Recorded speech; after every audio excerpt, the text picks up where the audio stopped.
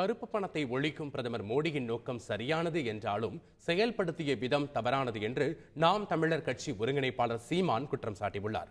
திருவண்ணாமலையில் செய்தியாளர்களிடம் பேசிய அவர், புதிதாக 1000 ரூபாய் நோட்டுகளையும் வெளியிட்டிருந்தால் பண தட்டுப்பாடு ஏற்பட்டிருக்காது என்றார். 500 ரூபா நோட்டு புதுசா அடிக்கிறீங்க, அதே மாதிரி 1000 ரூபா நோட்டும் புதுசா அடிச்சிருங்க. புழக்கத்துக்கு அதிகமாக 100 ரூபா 50 ரூபா இது பணத்தை கொண்டாந்து இறக்கிடுங்க. ராவா சேர்த்துட்டு வங்கியில் சேர்த்துட்டு இனி இந்த பணம் செல்லாதுன்னு சொல்லியிருந்தீங்கன்னா கூட இவ்வளோ பண தட்டுப்பாடு வந்திருக்காது. 88 விழுக்காடு புழக்கத்திலிருந்து 1000 ரூபாய் 500 ரூபாய் ஒரே நாளில் செல்லாதுன்னு சொன்னால் அது எப்படி இந்த பண தட்டுப்பாடை நீக்க முடியும்? இப்போ 2000 ரூபாய் எதுக்கு வச்சுக்கிடணும்? அதன் தேவை என்ன? 2000 ரூபாய்க்கு யார் சில்லறை வச்சுருக்கா? ஒரு கத்திரிக்காய் கடையில், வெண்டைக்காய் கடையில் 2000 ரூபாய்க்கு கடையில் சில்லறை வச்சுருக்கானா? போமா அப்படின்றான். வீட்டுக்கு வந்து அந்த பணத்தை தின்ட்டு படுக்கிறதா? அவருடைய நோக்கம், பிரதமருடைய நோக்கம் சரியானது. அது யாரும் எல்லா ஒட்டுமொத்த மக்களும் அதை ஏற்பாங்க. கருப்பணத்தை ஒழிக்கணும்னு, இல்லை கருப்பணத்தை ஒழிக்கக்கூடாதுன்னு எவனும் பேச மாட்டான். அவர் எடுத்துக்கிட்ட முயற்சி சரியானது, ஆனால் செயல்படுத்தின விதம் மிக மிக தவறானது.